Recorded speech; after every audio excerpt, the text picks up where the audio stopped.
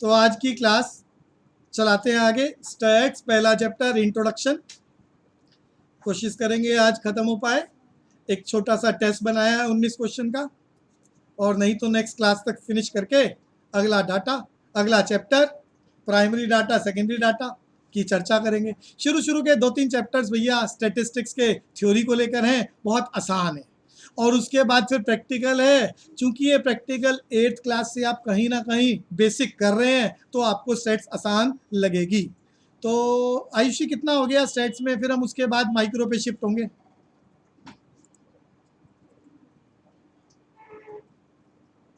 अच्छा, बीच में ही करा रही हैं।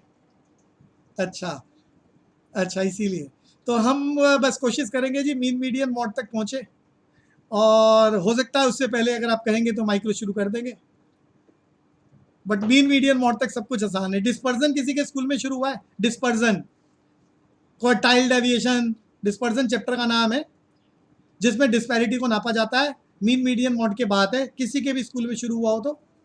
Quartile deviation, mean deviation, standard deviation नहीं हुआ? ओके, ठीक है जी। तो हमारा इंट्रोडक्शन का चैप्टर, इकोनॉमिक्स का मीनिंग याद कर चुके हैं, 4 डेफिनेशन की चर्चा करी थी, उसको रिकैप करते हैं और आगे चलेंगे। इकोनॉमिक्स का मीनिंग बच्चों सबको याद कराया।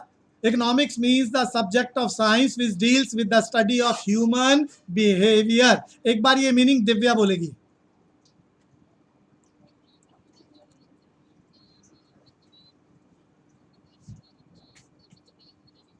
Study of human behaviour. और फिर यहां पर हम क्रोनोलॉजिकल ऑर्डर में 4 इकोनॉमिस्टों के अकॉर्डिंग इकोनॉमिक्स की डेफिनेशन याद करके आए हैं।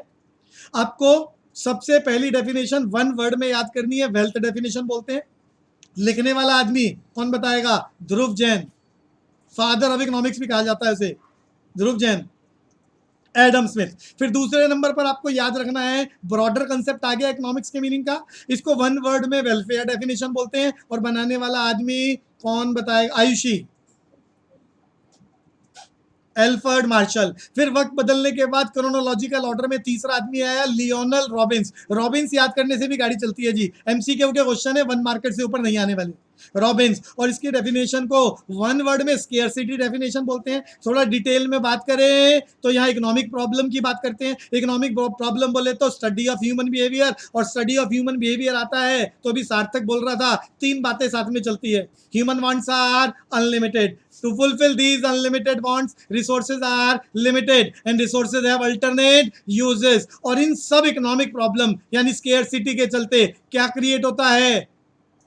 अथर बताएगा आपकी बार क्या क्रिएट होता है। नहीं, ये तो इकोनॉमिक प्रॉब्लम है ही, ये तीनों। इसके बेसिस पर क्या क्रिएट होता है? इकोनॉमिक प्रॉब्लम के बेसिस पर अगला टॉपिक है माइक्रो का। हाँ, सेंट्रल प्रॉब्लम्स, सेंट्रल प्रॉब्लम्स। और सेंट्रल प्रॉब्लम बोले तो problem of what to produce, problem of how to produce, problem of for whom to produce. ये सारा का सारा ह्यूमन बिहेवियर है, जिसको हम 1 वर्ड में पढ़ रहे हैं। स्केयरसिटी डेफिनेशन किसने प्रपाउंड किया था ये कंसेप्ट? लियोनल रॉबिन्स ने। 3rd नंबर पर आया इन क्रोनोलॉजिकल ऑर्डर में, और ये पहले से ज्यादा वाइडर था, सोसाइटी ने एक्सेप्ट कर लिया, वक्त बदला। 4थे नंबर पर इकोनॉमिक्स की डेफिनेशन को 1 वर्ड में ग्रोथ डेफिनेशन बोला गया। ग्रोथ को मैंने यहां समझाया था क्योंकि यहां सेंट्रल प्रॉब्लम के सॉल्यूशन को लेके आ रहे हैं, और जो व्यक्ति लेके आ रहा है प्रोफेसर सैमुअल्सन 4th नंबर पर। तो ये चारों आदमी, इन चारों की डेफिनेशन 1 वर्ड। कोई भी वो एक आदमी का नाम लिखकर नीचे डेफिनेशन टिक करा सकता है, या इसका वाइस वर्सा कर सकता है, या पूछ सकता है इसके बाद दूसरे वाला कौन है। इनको वो कैसे भी मांग सकता है। पहला इंपॉर्टेंट क्वेश्चन इस चैप्टर से इकोनॉमिक्स की डेफिनेशन को लेके कंफर्म क्वेश्चन है, सभी के लिए आएगा।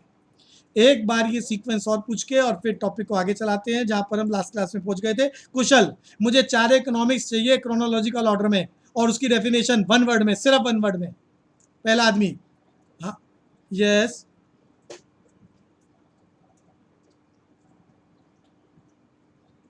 तो बस कंसेप्ट क्लियर होना चाहिए सबको, और ये चारों डेफिनेशन आपको बस एक एक लाइन याद होनी चाहिए, जिसको वो 1 मार्कर क्वेश्चन में ही यूज कर सकता है। इसके बाद हमने याद करा इकोनॉमिक्स में हम जितनी भी स्टेटमेंट्स यूज करते हैं वो सब दो भागों में बांटी गई हैं, एक पॉजिटिव स्टेटमेंट, एक नॉर्मेटिव स्टेटमेंट।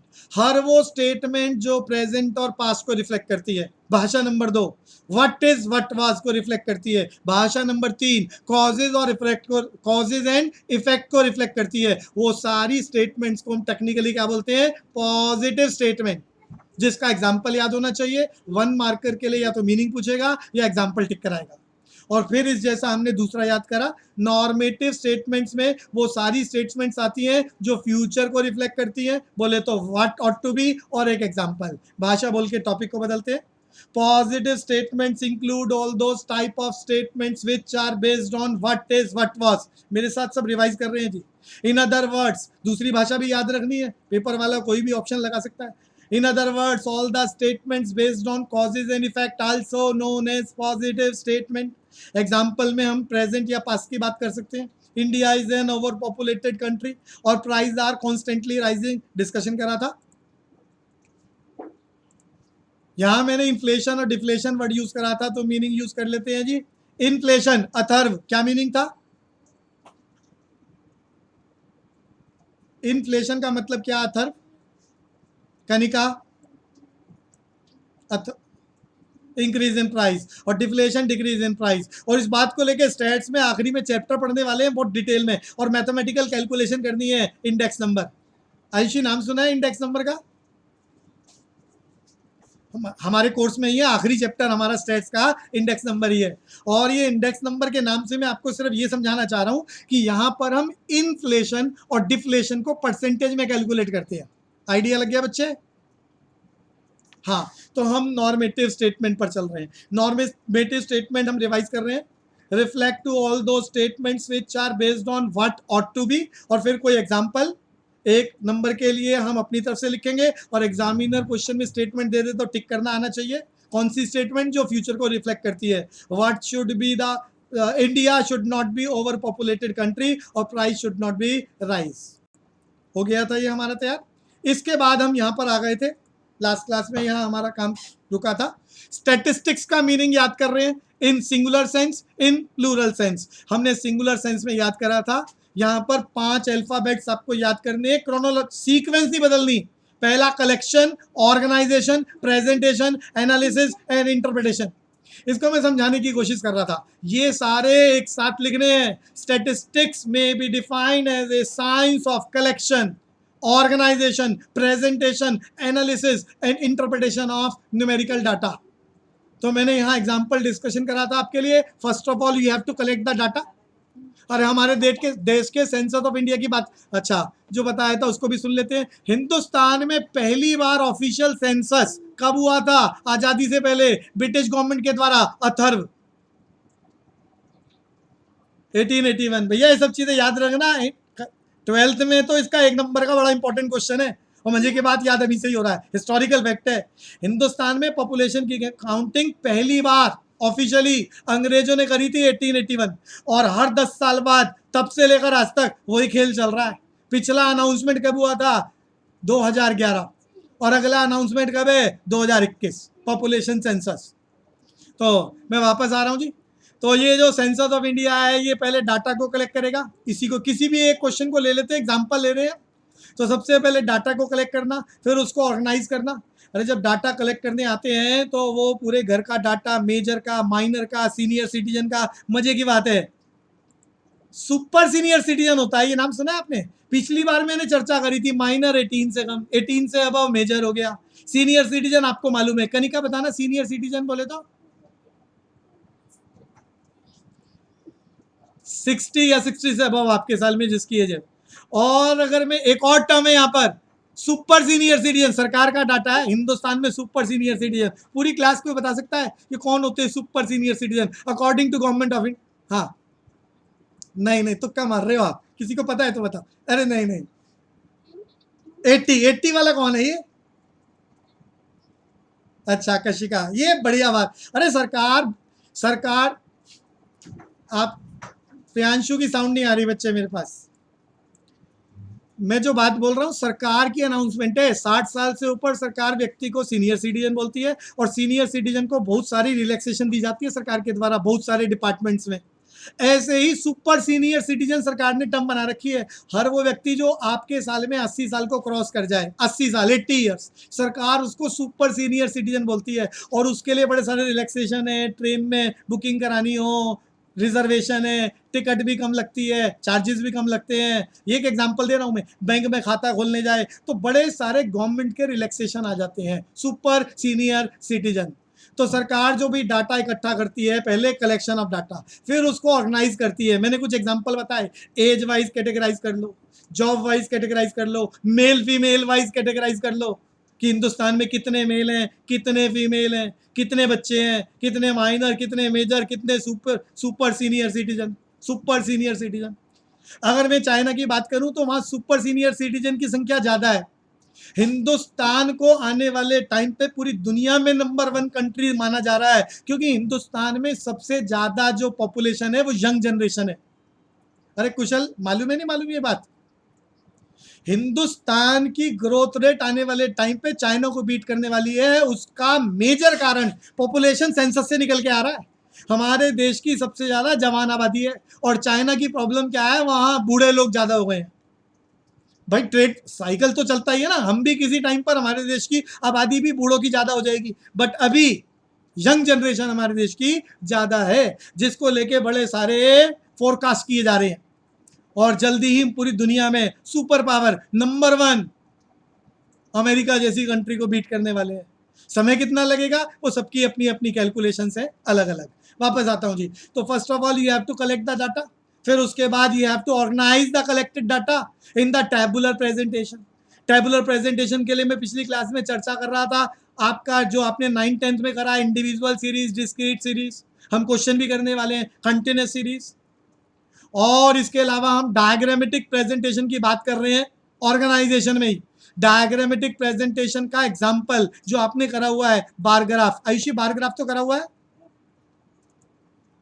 टैब, उसमें आप हिस्टोरिकल बिल्डिंग, हिस्टोग्राम जैसी बिल्डिंगें बनाते हैं, बट वो एक के साथ एक अटैच नहीं होता। आइडिया दे रहा हूं सिर्फ अभी। तो वो ऑर्गेनाइजेशन में आता है। और उसके बाद यहाँ प्रेजेंटेशन बोले तो graphical presentation. Graphical presentation in the name of histogram, frequency polygon, cumulative frequency curve, ogive बोलते हैं, 2 प्रकार का होता है। हाँ बोलो। हाँ बिल्कुल, वो आने वाले चैप्टर हो गए, मैं नाम भी बोल रहा हूँ और खाली नाम नहीं बोल रहा, वो जो प्रैक्टिकल क्वेश्चन करने हैं वो भी बोल रहा हूँ, और वही बोल रहा हूँ जो आपको पहले से थोड़े से मालूम है, नए वाले नहीं बोल रहा। कम्युलेटिव फ्रीक्वेंसी कर्व 2 प्रकार का होता है, एक less than curve, Ayushi 10th में था, less than curve, more than curve. हाँ, तो less than curve, more than curve, और दोनों की हेल्प से हम मीन मीडियन मॉड में से कुछ निकाल सकते हैं। ऐसा कुछ पढ़ा था क्या 10th में? क्या नहीं? हाँ, मीडियन, बढ़िया बात है। वो सब यहाँ चलने वाली है, वो सब चलने वाली है, बट यहाँ पर जो डाटा है वो ज़्यादा ब्रॉडर कंसेप्ट में है। तो यहाँ वो जितने भी मेथड है ग्राफिकल के और कैलकुलेशन के, वो सारे याद करने हैं। एग्जामिनर मेथड मेंशन करता है, आप कोई भी एक सीख कर क्वेश्चन अटेम्प्ट नहीं कर पाएंगे, आपको सारे सीखने पड़ेंगे और सबकी प्रैक्टिस करनी पड़ेगी। कौन सा एग्जामिनर पूछेगा वो एग्जामिनर को ही मालूम है। तो यहाँ पर आपको ब्रॉडर कंसेप्ट पर चलना है, एक एक चीज पर काम करना होगा, जिनके भी मैं आइडिया आपको दे रहा हूं। तो हाँ बोलो कशिका। नहीं, मीनिंग मीनिंग मीनिंग डेफिनेशन नहीं आती। मीनिंग डेफिनेशन तो बस डेफिनेशन तो बस आपको कौन सी मैंने 4 बोली है याद करने के लिए, वेल्थ वाली, स्केयरसिटी वाली, एल्फ्रेड मार्शल वाली और पॉल समिल्सन वाली। कहीं पर भी डेफिनेशन होगी तो वो मैं बोलूंगा कि ये डेफिनेशन याद करो, अदरवाइज मीनिंग की चर्चा है, कोई भी सब्जेक्ट हो, कोई भी सब्जेक्ट।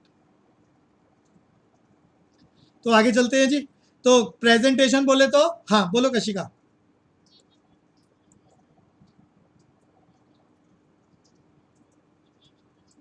नहीं नहीं नहीं नहीं नहीं नहीं, अरे एक सिंगल, मैंने तो यहाँ आपको अलग अलग टेबल की फॉर्म में बना दिया। आपको तो सिंपल एक लाइन याद करनी है, स्टैटिस्टिक्स इन सिंगुलर सेंस, बस एक लाइन याद करनी है। It is a science of collection, organisation, presentation, analysis and interpretation of numerical data, बस इतना याद करना है। बट चीज़ों को आसान करने के लिए मैं बातें बता रहा हूँ कि सबसे पहले आप रियल लाइफ में स्टैट्स होता क्या है, पहले आप डाटा कलेक्ट कर रहे हो।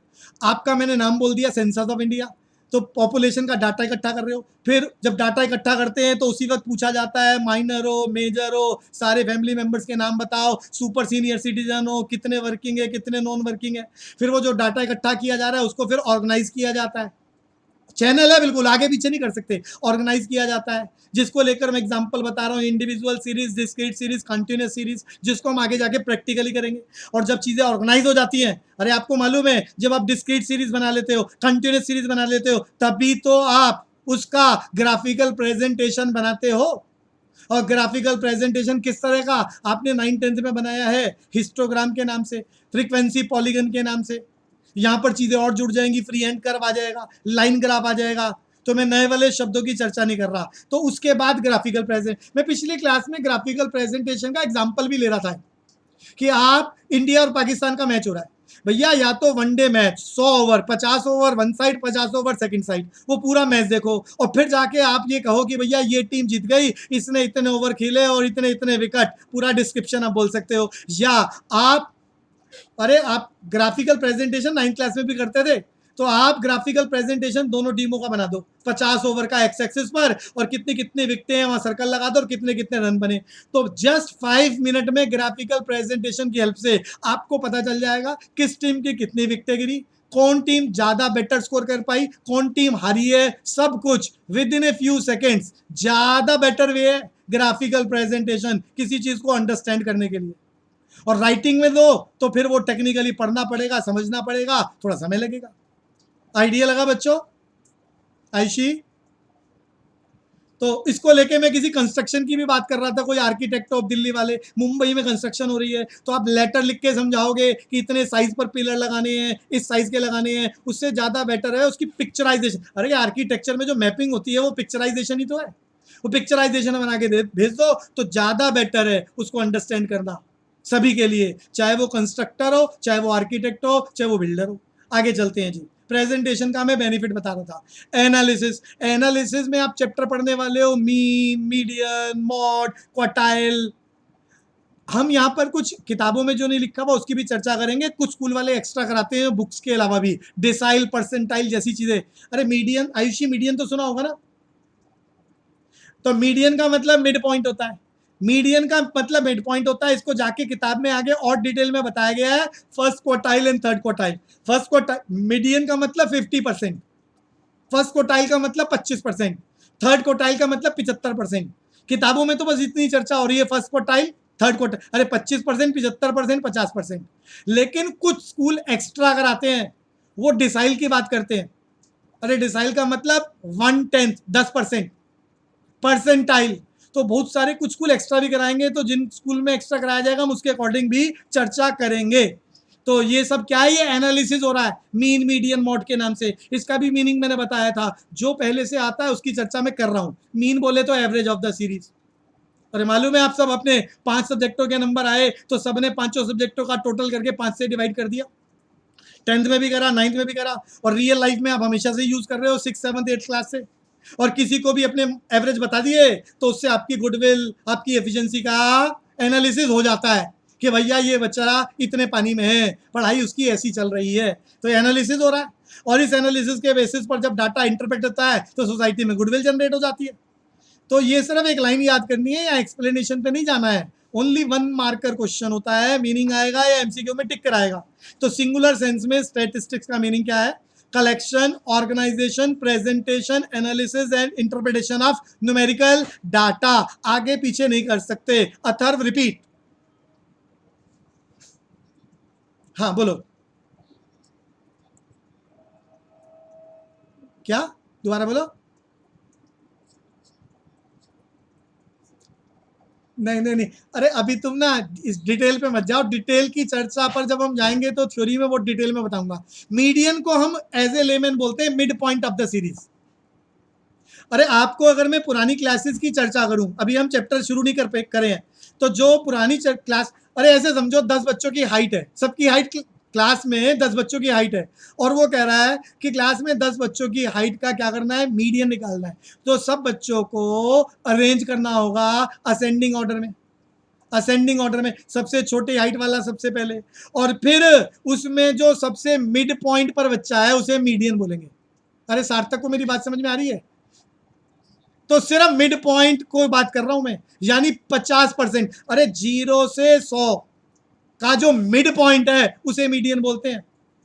मीडियन अलग चीज है।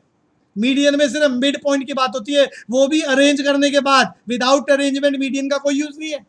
अरेंजमेंट का मतलब इन असेंडिंग ऑर्डर, और इसे डिसेंडिंग भी मत करना, वो चैप्टर में जाके डिटेल में हम डिस्कस करेंगे।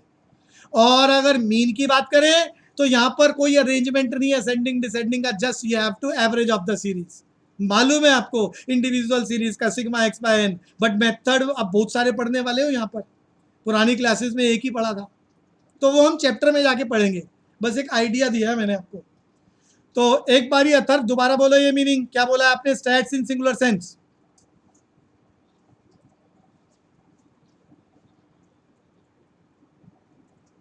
Ayushi once again repeat.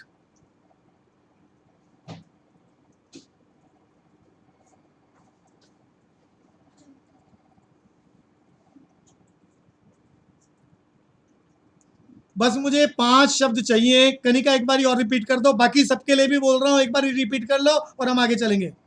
Kanika.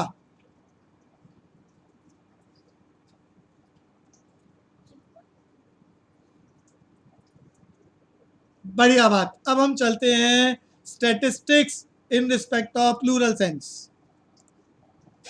हम इस पर अलग अलग चर्चा करते हैं। पहले कलेक्टिवली हम ये मीनिंग याद कर रहे हैं। Aggregate of facts affected to market extent by multiplicity of causes numerically expressed, estimated according to reasonable standard of accuracy, collection in a systematic manners for predetermined purpose and placed in relation to each other। Actually में plural sense में statistics को numerical data ही बोला जाता है, और ये सारे के सारे मैंने ये जितने भी शब्द बोले हैं ये सब फीचर्स हैं। इसको आगे पीछे मत करना, इसी सीक्वेंस में याद कर लो और इसको एक साथ पैराग्राफ में लिख दो, बात खत्म। Meaning of statistics in plural sense. Statistics का मतलब न्यूमेरिकल डाटा है, और ये सारे फीचर्स 7 फीचर्स की बात कर रहा हूं, इसी सीक्वेंस में याद कर कर एक साथ लिख देना पैराग्राफ में, यही हो जाएगा meaning of statistics in plural sense. पर जाना चाह रहे हैं सबसे पहला फीचर, जो मैंने भी पैराग्राफ बताया है वही सीक्वेंस चल रही है, अलग अलग समझाना चाह रहा हूं। सबसे पहला फीचर स्टैटिस्टिक्स का एग्रीगेट्स ऑफ फैक्ट्स। राम के मैथ्स में 50 नंबर आए, ये एक इंडिविजुअल डाटा है, ये स्टैटिस्टिक्स नहीं है। स्टैटिस्टिक्स की सबसे पहली शर्त है एग्रीगेट्स ऑफ फैक्ट्स। पूरी क्लास का पेपर हो और सबके मैथ्स के मार्क्स आए और उसको आप कलेक्ट करो, रिकलेक्शन ऑफ डाटा, और फिर उसको आप ऑर्गेनाइज करो, और फिर उसका ग्राफिकल प्रेजेंटेशन और एनालिसिस, तब जाके स्टैट्स बनता है। यानी कोई एक इंडिविजुअल डाटा स्टैटिस्टिक्स नहीं है। पहला फीचर, पहली कंडीशन स्टैटिस्टिक्स के लिए, एग्रीगेट्स ऑफ फैक्ट्स। पूरे देश में हम कहें राम ने 100 रुपए कमाए, कोई स्टैटिस्टिक्स नहीं है, कोई यूज नहीं है। लेकिन मैं बोल दूं, शब्द सुनना सारे, पर कैपिटा, राम ने 100 रुपए कमाए, कोई स्टैटिस्टिक्स नहीं है। लेकिन मैं बोल दूं पर कैपिटा इनकम 100 रुपए है, ये स्टैटिस्टिक्स है। ये पर कैपिटा इनकम पूरी क्लास को बताना चाहेगा आयुषी, पर कैपिटा इनकम, प्रति व्यक्ति आय।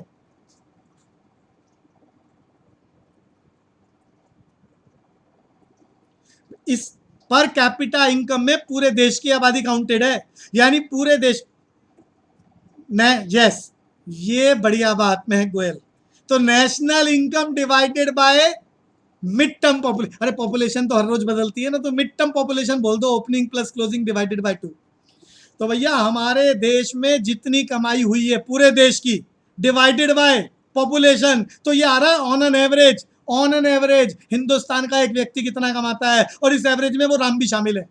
तो ये एग्रीगेट ऑफ फैक्ट्स है, ये स्टैटिस्टिक्स है। मैं एग्जांपल से भी समझाने की कोशिश कर रहा हूं। तो पहला फीचर एग्रीगेट्स ऑफ फैक्ट्स होते हैं तो स्टैट्स है। इंडिविजुअल डाटा स्टैटिस्टिक्स नहीं है, किसी काम का नहीं है। क्या करोगे कि खाली एक बच्चे का एक सब्जेक्ट के नंबर लेकर कोई कंपैरिजन नहीं कर पाओगे, कोई एवरेज परसेंटेज आइडेंटिफाई नहीं कर पाओगे, नो स्टैटिस्टिक्स। तो क्या होना चाहिए? पहली शर्त एग्रीगेट ऑफ फैक्ट्स। अथर्व आपको क्लियर हो रहा है बच्चे? हाँ, नंबर 2 पे चल रहे हैं। कुछ साथ साथ याद करने की कोशिश करो ये सातों के सातों, और सातों एक साथ लिखना प्लूरल सेंस में स्टैटिस्टिक्स का मीनिंग। दूसरा, affected to a market extent by multiplicity of causes. भैया मैं यहाँ एग्जांपल ले लेता हूँ, फॉर एग्जांपल, अरे आयुषी 10th क्लास के मार्क्स बोलो जरा। हाँ हाँ, तो आयुषी के अरे राउंड ऑफ करके बोल देता हूँ, 94% मार्क्स आए, 94% मार्क्स। पहली बात, अरे पहले तीसरे नंबर को रिफ्लेक्ट कर रहा हूँ। पहली बात, न्यूमेरिकली एक्सप्रेस किया जा रहा है, न्यूमेरिकली एक्सप्रेस किया जा रहा है। जो चीज न्यूमेरिकली एक्सप्रेस नहीं हो सकती वो स्टैटिस्टिक्स नहीं है। भैया इस दुनिया में दो चीजें, क्वांटिटेटिव और एक क्वालिटेटिव। न्यूमेरिकल फिगर बोले तो क्वांटिटेटिव डाटा। अरे आपका स्टैटिस्टिक्स में भी पीछे क्या याद करा, first of all you have to collect the data. तो जो आप डाटा की कलेक्शन कर रहे हैं वो न्यूमेरिकल फॉर्म में है, और न्यूमेरिकल फॉर्म बोले तो क्वांटिटेटिव करेक्टर, क्वांटिटेटिव करेक्टर। कभी भी स्टैट्स में, इसके साथ बोल रहा हूं मैं, क्वालिटेटिव करेक्टर हो ही नहीं सकता। क्वालिटेटिव को मैं एग्जांपल से बता रहा हूं, ऑनेस्टी। अरे ऑनेस्टी को आप माप सकते हैं यूनिट में आयुषी? नहीं नाप सकते। तो ऑनेस्टी, ब्यूटी, एग्जांपल लेके बता रहा हूं, ये क्या है, क्वालिटेटिव टर्म्स है, और ये स्टेट्स में नहीं आ सकते। तो स्टेट्स में तीसरा वाला फीचर भी मैंने बताया, क्या आएगा, जिसे न्यूमेरिकली एक्सप्रेस किया जा सकता है। न्यूमेरिकली जिस बात को एक्सप्रेस किया जा सकता है, इसका एक और शब्द बोल रहा हूं, क्वांटिटेटिव डाटा। और ये जो भी डाटा है, अभी एक बच्चे का मैंने नाम लिया, उसकी परसेंटेज बताई, 94% आई, न्यूमेरिकली एक्सप्रेस किया जा रहा है। ये 94%, बहुत सारे फैक्टर्स हैं जो इस 94% को इन्फ्लुएंस कर रहे हैं। तो जो भी ये डाटा आ रहा है, affected to market extend by multiplicity of causes. मैं कुछ कॉजेस बोल देता हूं आपको। भैया किसी बच्चे के 95%, 95 समझ ना आ रहा हो तो 97, 98% मार्क्स आए, किसी के 40% आए, किसी के 60% आए। बड़े सारे फैक्टर्स ने रोल प्ले करा है, जिसमें उनके पेरेंट्स, उनका स्कूल, उनके फ्रेंड्स, उनका एनवायरमेंट घर का, बच्चे की कैपेबिलिटी ऑफ माइंड, बहुत सारे कोचिंग सेंटर्स जहां पर वो बच्चा पढ़ने जा रहा है, तो बहुत सारे फैक्टर इन्फ्लुएंस कर रहे हैं उस पोजीशन को डेवलप करने में। और वो फैक्टर्स अगर हम कम या ज्यादा कर दें तो वो न्यूमेरिकल डाटा इन्फ्लुएंस हो जाएगा। आयुषी क्लियर हुआ बच्चे? तो भैया फीचर्स याद कर लो। पहली बात, एग्रीगेट ऑफ फैक्ट्स। देखो वो फीचर को लेके सीधा सीधा बात करे ना करे, वो अलग से बात कर लेगा कि भाई मैंने क्या इसका लिमिटेशन भी बताई है, इसमें इंडिविजुअल डाटा नहीं होता है, क्या होता है, एग्रीगेट्स ऑफ फैक्ट्स। अपोजिट में भी बता रहा हूँ, इसका रिवर्स क्या नहीं हो सकता। दूसरी बात बताई, ये जो भी एग्रीगेट्स ऑफ फैक्ट्स हैं, इसको इन्फ्लुएंस किया जा सकता है बाय द मार्केट, और मार्केट में बड़े सारे मल्टीप्लिसिटी ऑफ फैक्टर्स हैं, जिसमें 2, 4, 5 की हम चर्चा जरूर कर रहे हैं एग्जांपल्स में। और इन फैक्टर्स को अगर बदल दें तो ये न्यूमेरिकल डाटा भी बदल जाएगा। तीसरी बात मैंने क्या बताई है, ये क्वांटिटेटिव टूल है, क्वांटिटेटिव डाटा है, बोले तो न्यूमेरिकली एक्सप्रेस किया जा सकता है, यानी जो न्यूमेरिकली एक्सप्रेस नहीं हो सकता वो स्टैट्स ही नहीं हो सकता। फोर्थ नंबर पर क्या बोल रहा हूं, estimated according to reasonable standard of accuracy. भैया आप, अच्छा मैथ्स में 100 नंबर एक ही बच्चे के आए होंगे बोर्ड में या कई बच्चों के आए होंगे आयुषी? बहुत सारों के आए होंगे, ध्यान से सुनना जी। अब उन्होंने न्यूमेरिकल डाटा को एक्सप्रेस करने का एक पैरामीटर बना दिया, पैरामीटर बना दिया, और वो पहले से ही प्री अनाउंस होता है स्कूलों में, और वो टीचर और बच्चों को बताया जाता है कि इतना लिखोगे इतने नंबर मिलेंगे, इतना लिखोगे और ऐसे ऐसे स्टेप लिख दिए तो पूरे नंबर तक आप जा सकते हो। वो प्री डिसाइडेड होता है, वो सिस्टमेटिक मैनर्स जिसके के द्वारा आपके नंबर आते हैं। अब अगर क्लास मान लो 5 बच्चों के 100 नंबर आए, तो मेरा क्वेश्चन आयुषी से है, क्या पांचों के पांचों बच्चों की, अरे एग्जामिनर ने 100 नंबर दे दिए, क्या नॉलेज पांचों बच्चों की एक जैसी हो सकती है? यही मैं कहना चाह रहा हूं। यहां पर मैं कह रहा हूं कि करीब करीब एक्यूरेसी तक पहुंचने की कोशिश हो रही है, लेकिन 100% परफेक्शन नहीं हो सकती, 100% परफेक्शन नहीं हो सकती। अरे कई 100 कई हजार बच्चों के 100 नंबर आ गए होंगे किसी सब्जेक्ट में, लेकिन सबका लेवल ऑफ एफिशिएंसी, अरे ऐसा लग रहा है कि सबके 4 बच्चों के 100 आ गए तो लेवल ऑफ एफिशिएंसी एक जैसा है, बट ऐसा थोड़ी ना है। तो वो कह रहा है estimated according to reasonable standard of accuracy. वो कुछ पैरामीटर्स बना रखे हैं, उसके अकॉर्डिंग सबको 100 दे दिए हैं, लेकिन सबकी नॉलेज 100 के बराबर नहीं है। हो सकता है किसी की 110 के बराबर हो, 120 हो, 130 हो, 150 हो, और कुछ की 100 ही हो। लेकिन टीचर की लिमिटेशन है कि वो उन पैरामीटर्स के चलते उन सबको 100 ही दे पा रहा है। ऐसी क्लियर हो रहा है? Estimated according to reasonable standard of accuracy. अगर सरकार सेंसस ऑफ इंडिया का भी मैं डाटा ले लूंगा, अरे 2011 में मैंने पीछे बात बताई थी आपको, हमारे देश की आबादी कितनी 2011 के अकॉर्डिंग, जल्दी बताओ जी, कोई भी एक। नहीं 120 कहा था, अरे कोई और बोल रहा था 100, हाँ 121.02 करोड़। अब सरकार ने इतने बड़े देश में जाकर घर घर जब लोगों की काउंटिंग करी होगी, तो आपको क्या लगता है कि 100% एक्यूरेसी के साथ 121 करोड़ का अनाउंसमेंट हुआ होगा? बताओ जरा जल्दी से। बहुत कुछ छूटा होगा, अरे बहुत कुछ छूटा होगा। बट यहां इसीलिए क्या बोला जा रहा है? Estimated according to reasonable standard of accuracy. जो पैरामीटर्स, जो नॉर्म्स, जो रूल्स एंड रेगुलेशंस बनाए गए, उसके अंदर करीब करीब अनाउंसमेंट हो रही है कि हम इतने हैं, और करीब करीब अनाउंसमेंट हो रही है कि आपके, अभी देखो एक बच्चे ने मुझे कहा कि भैया वो रीवैल्यूएशन का स्टेप हो सकता है। तो वो कोई भी बच्चा जो अप्लाई करने की सोच रहा है, उसके मन में आ रहा होगा कि वो जो उसके नंबर आए हैं, अरे चाहे नंबर 90 आ गए हैं, लेकिन बच्चे को आ रहा हो कि 100 नंबर आने थे, तो वो 10 नंबर का उसे लग रहा है कि कुछ चेक कराने से पोजीशन चेंज हो जाए।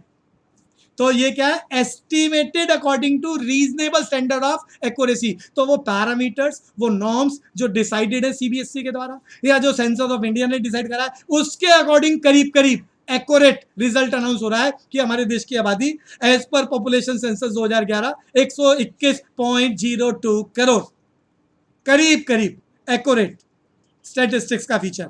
अगली चर्चा पर चल रहे हैं जी, collected in a systematic manners. तो भैया जो डाटा है वो सिस्टमेटिक मैनर्स में कलेक्ट किया जाता है। पहले डाटा इकट्ठा करते हैं सब्जेक्ट वाइज। अरे मैं अभी पॉपुलेशन सेंसस की बात कर रहा था। तो जब वो डाटा घर घर इकट्ठा लेने जाएंगे, तो वो एड्रेस की, भाई ये इस घर का एड्रेस है, और फिर इसमें इतने मेजर हैं, इतने माइनर हैं, इवन वो रिलीजन भी लिखते हैं पूछ के कि कौन से, अरे बाद में फिर वो रिलीजन का भी अनाउंसमेंट करते हैं कि देश में इतने माइनर है, इतने मेजर है, इतने सीनियर सिटीजन है, इतने इस धर्म को फॉलो करने वाले हैं। पॉपुलेशन सेंसस सिर्फ पॉपुलेशन का ही डिक्लेरेशन नहीं है, मेल की अनाउंसमेंट, फीमेल की अनाउंसमेंट, गांव में कितने, शहर में कितने, बहुत सारी अनाउंसमेंट उससे रिलेटेड होती है। तो वो कैसे हो पाती है? क्योंकि डाटा सिस्टमेटिक मैनर्स में कलेक्ट किया जा रहा है। आगे चलते हैं। For a pre determined purpose. अरे आप स्कूल गए पढ़ने के लिए, भैया वहां पर भी स्टेटिस्टिकल डाटा, अरे आपकी मार्कशीट क्या है? स्टेटिस्टिकल डाटा ही तो रिफ्लेक्ट कर रही है कि आपने इन 5 सब्जेक्टों में इतना इतना न्यूमेरिकल परसेंटेज ऑब्टेन किया। तो ये क्या है? आप जो भी पढ़ाई कर रहे हो प्री डिटरमाइंड पर्पस है, उसका पर्पस है डाटा कलेक्ट करना इन 5 सब्जेक्टों का। किसके लिए? पास होने के लिए, पास होने के लिए। तो सरकार सेंसस अनाउंस कर रही है, उसका भी प्री डिटरमाइंड पर्पस है। उसके द्वारा सरकार पॉलिसीज बनाती है, कंपैरिजन दूसरी कंट्रियों के साथ किया जा सकता है, हम कितना आगे चल रहे हैं, कितना पीछे चल रहे हैं, और उसको लेकर हमारी सरकारें फिर पॉलिसी, मैंने पीछे बताया था, फिर सरकार ने हमारे देश की बढ़ती आबादी को रोकने के लिए आज से 3 डिकेड्स पहले हमारे दो का नारा लगाया था, फैमिली प्लानिंग। वो अलग बात है कि पॉलिटिकल स्टेबिलिटी बढ़िया नहीं है और विल पावर स्ट्रांग नहीं है ब्यूरोक्रेसी में, जिसके चलते स्ट्रांग तरीके से सरकार इसको इंप्लीमेंट नहीं करा पाई है। वो एक अलग पैरामीटर है।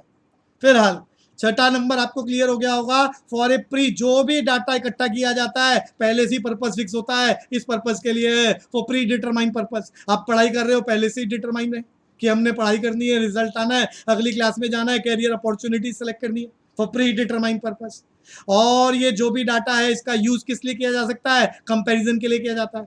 अरे आपके मार्क्स आए, आपके घर वाले भी कंपैरिजन कर रहे हैं रिश्तेदारों के बच्चों के नंबर के साथ, आप भी कंपैरिजन कर रहे हो अपने दोस्तों के साथ, आपके स्कूल वाले भी कंपैरिजन कर रहे हैं, दूसरे स्कूल के साथ कंपैरिजन किया जा रहा है, स्टेट वाइज कंपैरिजन किया जा रहा है कि स्टेट में कितने टॉपर हैं। तो ये कंपैरिजन से उस स्टेट की, उस घर की, उस दोस्त की, उस बच्चे की गुडविल, रेपुटेशन तैयार हो रही है। और यही डाटा हम सेंसस में भी करते हैं, यही डाटा हम नेशनल इनकम के अनाउंसमेंट भी हमारे देश का नेशनल इनकम अनाउंस हो गया, तो नेशनल इनकम से एक तो ये पता चल रहा है कि हमारे देश इतना, अरे जितनी कमाई होती है उतना वेलफेयर को रिफ्लेक्ट करते हैं। दूसरा, हम दूसरी कंट्रियों से कंपैरिजन करते हैं, हम कितनी कंट्रियों से आगे चल रहे हैं नेशनल इनकम में और कितनी कंट्रियों से पीछे, ताकि हम पॉलिसी बना सके और ज्यादा कमाई कैसे की जा सके। तो ये 7 पॉइंट्स मैंने बोले हैं, इनको मैंने एग्जाम्पल्स के द्वारा समझाने की कोशिश करी है ताकि चीजें आसान लगे, आपको याद किया जा सके। फिर बोलता हूं, हाँ कशिका बोलो भैया। अरे फीचर्स को लेकर ये मीनिंग ही चल रहा है, मीनिंग ही चल रहा है, ये सारे शब्द एक साथ कलेक्टिवली लिख लेना तो ये क्या बना, स्टैटिस्टिक्स का मीनिंग इन प्लूरल सेंस। मैं 1 मार्कर क्वेश्चन ही तैयार करा रहा हूं, बट वो इतने सारे शब्द अलग अलग समझा दिए जिसको आप एक साथ लिख देना बस। कशिका क्लियर है? डेफिनेशन नहीं है, ये मीनिंग है, मीनिंग है, ये मीनिंग है। और इन बातों को लेकर एग्जामिनर एमसीक्यू बनाता है, जिसको वो same to same as it is भी लिख सकता है, 3 बातों को सही और एक गलत, या वो इसको बदल के लिख देगा। तो ये पता होगा तभी ठीक होगा। मैंने भी क्वेश्चन बनाए हैं 19, वो तभी आप अटेम्प्ट कर पाओगे जब आइए शब्द शब्द सारा वोकेबलरी स्किल आपको याद हो जाए, नहीं तो गड़बड़ हो जाएगी क्वेश्चनों में। तो वो एमसीक्यू में पूछ सकता है, मीनिंग में पूछ सकता है। तो आपको याद करना है क्या है, पहला एग्रीगेट्स ऑफ फैक्ट्स, दूसरा affected to market extend by multiplicity of causes, तीसरा numerically express, number 4 estimated according to reasonable standard of accuracy, अगला क्या है, collected in a systematic manners, 6 क्या है, फॉर प्री डिटरमाइंड पर्पस, और 7th है placed in relation to each other. अब ये अलग से कुछ नहीं है, इन सबको एक साथ लिख दिया, इन सबको ही एक साथ लिखा है, अलग से तो कुछ याद ही नहीं करना। तो ये क्या बन गया, स्टैटिस्टिक्स इन प्लूरल सेंस, जिसको मैं दोबारा पढ़ रहा हूं और इसका एक्सप्लेनेशन मैंने अभी भी कराया है। It means aggregates of facts, aggregate of facts आते ही याद आ जाना चाहिए आपके मन में, इंडिविजुअल कैरेक्टर की बात नहीं हो रही है। फिर कॉमा लगा के दूसरा क्या याद कराया मैंने, affected to market extend by multiplicity of causes, ये जो भी डाटा आ रहा है इसको बहुत सारे फैक्टर्स इन्फ्लुएंस कर सकते हैं। अरे जब भी ये टॉपिक चले तो आपके मन में कोई भी बात आ सकती है। लॉ ऑफ डिमांड याद कराया, जिसके लिए मैंने बताया फैक्टर्स अफेक्टिंग द डिमांड, कितने सारे फैक्टर्स इन्फ्लुएंस कर सकते हैं।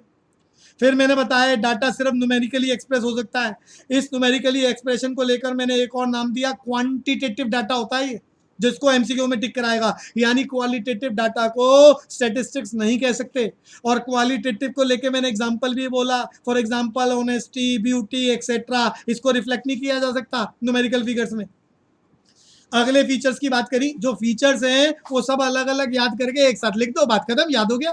पैराग्राफ याद करा रहा हूं आपको, estimated according to reasonable standard of accuracy. तो यहां एस्टिमेट लगाए जा रहे हैं, एस्टिमेट लगाए जा रहे हैं पैरामीटर्स पर, कुछ नॉर्म्स, कुछ रूल्स एंड रेगुलेशंस को डिसाइड कर कर। और ये एस्टिमेट में कहना चाह रहा हूं एग्जैक्ट, अरे ये साइंस नहीं है कि हाइड्रोजन के 2 एटम और ऑक्सीजन का 1 एटम मिलाओगे हमेशा पानी बनेगा। ये 100% यूनिवर्सल ट्रुथ की बात नहीं हो रही है, या एस्टिमेट्स जो पैरामीटर्स पर, रूल्स एंड रेगुलेशन पर बेस्ड है, उन्हीं की बात हो रही है। ये 100% एक्यूरेसी की बात नहीं कर रहे। अभी मैंने कहा 5 बच्चों के 100 नंबर आ गए मैथ्स में, तो याद रखना 100% से ऐसा लग रहा है सबकी एफिशिएंसी पांचों बच्चों की एक जैसी है, बट एक जैसी है नहीं, सबकी नॉलेज कम ज्यादा होगी जिनके 100 आए हैं। तो इसको लेके मैंने क्या बताया, estimated according to reasonable standard of accuracy.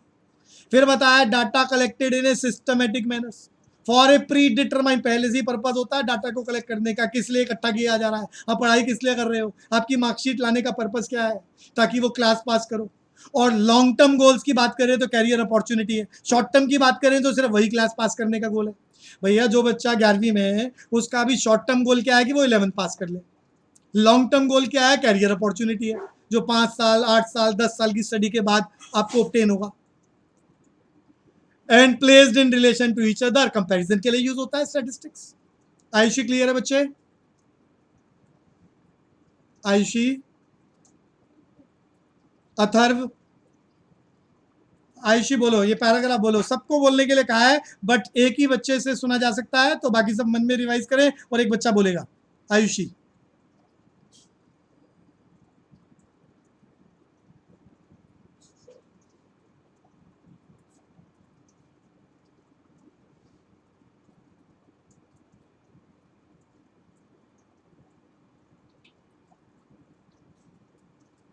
बढ़िया बात। कनिका एक बारी और रिपीट कर दो।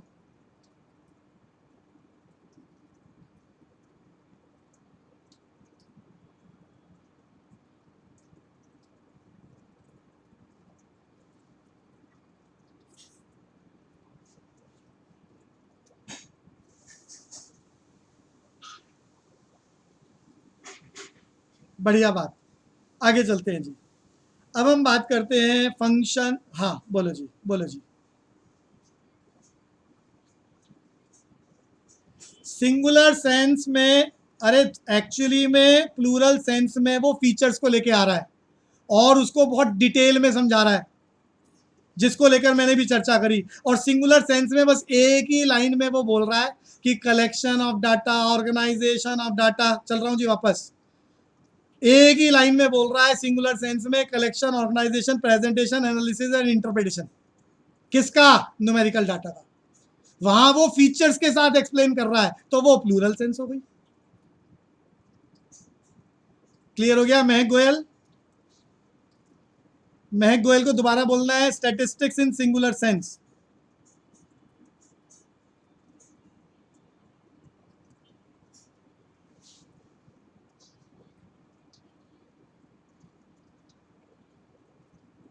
आप ऐसे भी समझ सकते हैं सिंगुलर सेंस में एक्ट की बात हो रही है कि हमें स्टैट्स में करना क्या क्या है, और प्लूरल सेंस में उसके फीचर्स की बात हो रही है कि उसमें कितना बड़ा स्कोप कवर होता है, कितना सारा स्कोप कवर होता है, एरिया कवर होता है। वो ब्रॉडर कंसेप्ट है, इसीलिए उसको बोलते हैं प्लूरल सेंस। और उसमें 7 फीचर्स की बात हो रही है और महक गोयल वो 7 फीचर्स की बात करती है। उसी सीक्वेंस में बोलना बच्चे।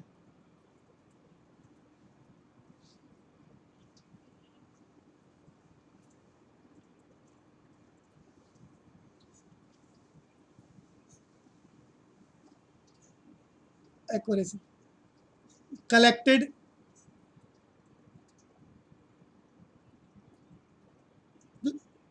बहुत बढ़िया, बहुत बढ़िया जी। तो चलते हैं जी आगे। अब हम बात करते हैं फंक्शंस ऑफ स्टैटिस्टिक्स। भैया हम यहाँ याद 4-5 या 6 याद कर रहे हैं, बट 6 का मतलब 6 नहीं होते। हमारे एग्जामिनर की लिमिटेशन है कि वो 3 नंबर 4 नंबर से ऊपर नहीं जा सकता, बट फैक्टर्स बहुत सारे हो सकते हैं। हम 6 की चर्चा कर रहे हैं। सिंप्लीफाई, पहला फंक्शन स्टैटिस्टिक्स का, सिंप्लीफाई कॉम्प्लेक्स डाटा। मैं एग्जाम्पल के साथ बोलूंगा जी। आपके 5 सब्जेक्टों के नंबर आए, आपको कोई भी पूछे भैया अपनी मार्क्स की डिटेल बताओ, तो 5 सब्जेक्टों के नंबर बोलो, बड़ा मुश्किल है, सामने वाला सुने समझे, कॉम्प्लेक्स डाटा है। लेकिन आप पांचों सब्जेक्टों का एवरेज, अरे पांचों सब्जेक्टों के ना कभी आप बताते ना कोई पूछता, वो सीधा आपके मार्क्स बोलता है, आप सीधा अपनी परसेंटेज बताते हो। अरे परसेंटेज बोले तो एवरेज, आप सीधा एवरेज बताते हो कि भैया 93 आए, 94 आए, 70 आए, और सीधा सीधा वो परसेंटेज आपकी एफिशिएंसी को रिफ्लेक्ट करता है और आपका स्टेटस आइडेंटिफाई हो जाता है। तो हमारा स्टेट्स मीन के माध्यम से, एवरेज के माध्यम से कॉम्प्लेक्स डाटा को क्या कर रहा है? सिंप्लीफाई कर रहा है। आयुषी क्लियर हो गया बच्चे? तो हमारा स्टेटिस्टिक्स क्या कर रहा है? कॉम्प्लेक्स डाटा को सिंप्लीफाई कर रहा है। दूसरा एग्जांपल अभी मैंने थोड़ी देर पहले बताया था, एक वनडे मैच हुआ इंडिया पाकिस्तान का। 50 ओवर एक साइड की टीम खेली, 50 ओवर दूसरी साइड की। पूरा दिन लगाने के बाद कंक्लूजन आता है कि कौन जीता कौन हारा, कितने ओवर खेले, कितने विकेट गई। लेकिन अगर आप स्टैट्स के ग्राफिकल प्रेजेंटेशन में इस बात को देख लो, ग्राफिकल प्रेजेंटेशन में, तो विद इन फ्यू सेकेंड्स सिर्फ उस ग्राफ पेपर को देखकर, बिना पूरा दिन लगाए, आप बोल पाओगे किस टीम की कितनी विकेटें गिरी, किस टीम ने कितने ओवर खेले, किसने कितना रन स्कोर करा। सिर्फ एक सिंगल ग्राफिकल प्रेजेंटेशन से with in a few seconds आप ये बात बोल सकते हो। तो ये क्या हो रहा है? कॉम्प्लेक्स डाटा को सिंप्लीफाई किया जा रहा है। किसके द्वारा? स्टैट्स के द्वारा। अगली बात, present the fact in a definite form. भैया डेफिनेट फॉर्म बोले तो न्यूमेरिकल फिगर, न्यूमेरिकल फिगर बोले तो क्वांटिटेटिव डाटा। तो आपका स्टेट्स न्यूमेरिकल फिगर्स में डाटा को रिफ्लेक्ट करता है। अभी पीछे आप पढ़ के आए न्यूमेरिकली एक्सप्रेस, जिसको मैंने बोला था क्वांटिटेटिव फॉर्म में रिफ्लेक्शन हो रही है। क्वालिटेटिव फॉर्म में स्टैट्स में कुछ भी लिखा नहीं जा सकता। For example honesty, beauty can not be reflected in stats to the numerical figures. तो यहां पर आपके फैक्ट्स, इवन आपकी एफिशिएंसी है, आपकी एफिशिएंसी है 10th क्लास की, उसको प्रेजेंट कर रहा है किस फॉर्म में, डेफिनेट फॉर्म में, कि आपके 94% मार्क्स आए न्यूमेरिकल फॉर्म में, और एफिशिएंसी का अनाउंसमेंट हो रहा है, आपकी रेपुटेशन, आपका स्टेटस डेवलप हो रहा है, तो डेफिनेट फॉर्म में। तीसरी बात करते हैं, provide a technique of comparison. अभी हम पढ़ के आए कि स्टैट्स में आखिरी फीचर हमने 7th फीचर याद करा था, कंपैरिजन के लिए यूज किया जाता है।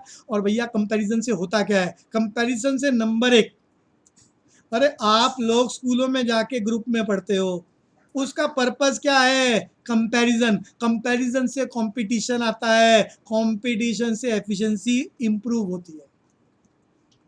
अरे आयुषी, बात समझ में आ रही है? आयुषी, अथर्व, आपके पास साउंड आ रही है मेरी? तो भैया ये कंपैरिजन का यूज, सबसे पहले तो डाटा होना चाहिए ना, मेरे पास इतने नंबर हैं, या इस दुकानदार की इतनी कमाई है, उस दुकानदार की उतनी कमाई है।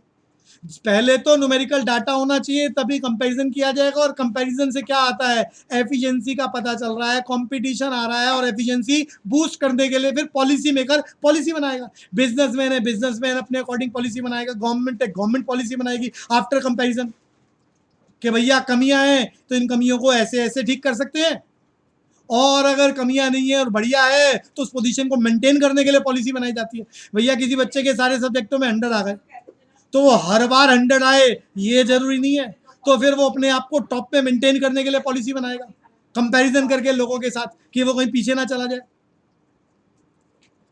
तो हमारी stats provide a technique of comparison, data होगा, एवरेज होगा, तभी तो हम दूसरे के साथ कंपैरिजन करके कंपटीशन, पॉलिसी मेकर का रोल प्ले कर सकते हैं। अगली बात, हेल्प इन फॉर्मुलेटिंग पॉलिसीज। अब यहां पॉलिसी को लेकर हम कोई स्टोरी सुना लेते हैं जी। अथर्व, डीएमआरसी की फुल फॉर्म बताओ। देखो कुछ एग्जांपल बोल रहा हूं आपके लिए, कुछ आपकी नॉलेज बढ़ाते हैं। अरे अथर्व, आवाज आ रही है? अथर्व, हाँ, अच्छा, महक गोयल, डीएमआरसी, अरे तुम्हारे दिल्ली की बात कर रहा हूं, Delhi metro rail corporation, DMRC. अब नाम सुना है तुमने? अरे मेट्रो का नाम सुना है?